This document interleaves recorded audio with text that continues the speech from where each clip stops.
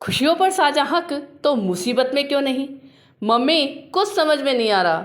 रजत शीला की शादी में देने के लिए मेरे गहने मांग रहे हैं, क्या करूं। बिल्कुल मत देना, उनका बिजनेस घाटे में चल रहा है तो इसमें तेरा क्या दोष। वो खुद इंतजाम करेंगे और तेरी सास के पास भी तो गहने हैं, वो क्यों नहीं देती। मम्मी, मम्मी जी के गहने तो पहले ही लोगों का कर्जा देने के लिए बेचने पड़े तो क्या हुआ, लेकिन तू बिल्कुल मना कर दे। ननद की शादी के लिए तू अपने गहने क्यों देगी।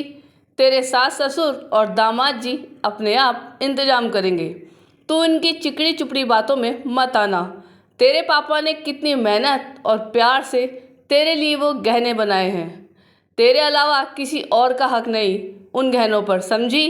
पीछे नाश्ते को बुलाने आई बहू सीमा ने सास और ननद की फ़ोन पर हो रही सारी बातें सुन ली। सीमा बहुत सुलझी और समझदार थी। कई बार उसने अपनी सासू माँ को बातों बातों में समझाया भी था कि वो सुधा के घर के मामलों में दखल अंदाजी ना करे, पर रानो जी की आंखों में अपनी बेटी के प्यार की पट्टी पड़ी थी। लेकिन आज सीमा सोच लिया था कि मम्मी जी को समझाना पड़ेगा। माना बेटी से मोह रखना अच्छी बात है, पर उसके घर के मामलों में दखल देना अपनी ही बेटी की गृहस्थी बिगाड़ने का काम है। कहीं ऐसा ना हो कि बेटी के घर तोड़ने का कारण मम्मी जी बने। उसने मन ही मन एक योजना बनाई। शाम के समय सीमा सभी के लिए चाय बना कर लाई। पापा जी, मम्मी जी और आपसे एक ज़रूरी बात करनी है। मम्मी जी, पापा जी, रमेश भाई का बिजनेस अच्छा नहीं चल रहा, बहुत घाटा हो गया। पापा भी रिटायर हो गए हैं। जो पैसे उनके पास थे मेरी शादी में लगा दिए थे, इसलिए वो भैया की मदद नहीं कर सकते। उन्हें पैसों की सख्त ज़रूरत है। क्या मैं अपने मायके से मिले गहने उन्हें दे सकती हूँ? समय आने पर वो मुझे लौटा देंगे।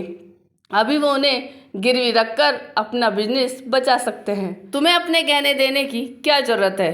तुम्हारी भाभी तो है, अपने गहने दे सकती है। आखिर मुसीबत में घर की बहू काम नहीं आ सकती तो शादी करने का क्या फ़ायदा। आंखें दिखाती हुई रानो जी बोली, मम्मी जी, जो बात आपको समझाना चाह रही थी वो आपने खुद कह दी। आज मैं अपने माता पिता द्वारा गहने से भाइयों की मदद करना चाहती हूँ तो आप मुझे उल्हाना दे रही हैं कि उसकी पत्नी को ये काम करना चाहिए। वो गहने भी उन्हें उनके मायके वालों ने दिए होंगे, तो जब मेरी भाभी अपने गहने को पति के बिजनेस के लिए दे सकती है तो नंदोई जी की इज्जत बचाने के लिए बहन की शादी में दीदी के गहने क्यों नहीं दे सकते। बिजनेस में घाटा हो रहा है और उनकी बहन की शादी करना भी ज़रूरी है जो पहले से ही तय थी, तो ऐसे में दीदी अपने गहने अपने पति की मुसीबत में दे देगी तो क्या गलत करेगी। माना उन गहनों पर दीदी का हक है, लेकिन जब वो गहने उनके पति के काम नहीं आ सकते तो उन गहनों का क्या मतलब। दीदी के सास ससुर और रजत भाई साहब ने दीदी के लिए कभी कोई कमी नहीं की। जब भाई साहब का बिजनेस अच्छा चल रहा था तो उन्होंने दीदी की हर इच्छा पूरी की। मम्मी जी, जब खुशियों पर सबका साझा हक है तो मुसीबत में क्यों नहीं।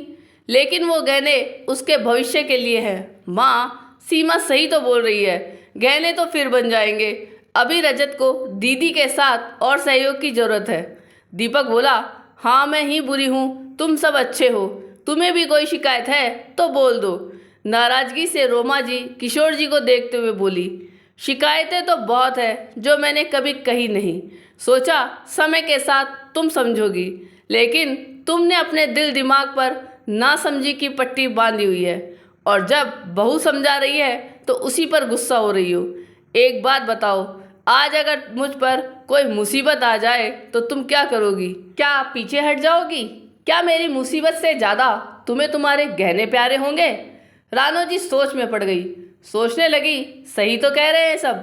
अपनी बेवकूफ़ी से मैं अपनी बेटी का घर बर्बाद कर रही थी, उसे गलत शिक्षा दे रही थी। मुझे माफ़ कर दीजिए, सचमुच मैं बहुत बड़ी गलती करने जा रही थी, पर अब नहीं। अब मैं बेटी के ससुराल में हस्तक्षेप नहीं करूँगी, ना ही उसे गलत शिक्षा दूँगी।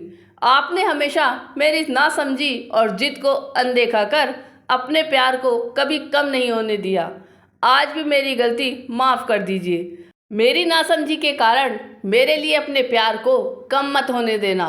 रानो, मैंने तुम्हें हमेशा प्यार किया है और करता रहूँगा, क्योंकि प्यार कभी कम नहीं होता बल्कि समय के साथ और गहरा होता जाता है। रानो का हाथ पकड़ते हुए किशोर जी बोले, पापा, मम्मी आप भूल गए, हम यहीं हैं। दीपक हंसते हुए बोला, अरे मुझे सुधा को फ़ोन करना है। रानो जी शर्माते हुए चली गई। किशोर जी ने प्यार से सीमा के सिर पर हाथ रखा।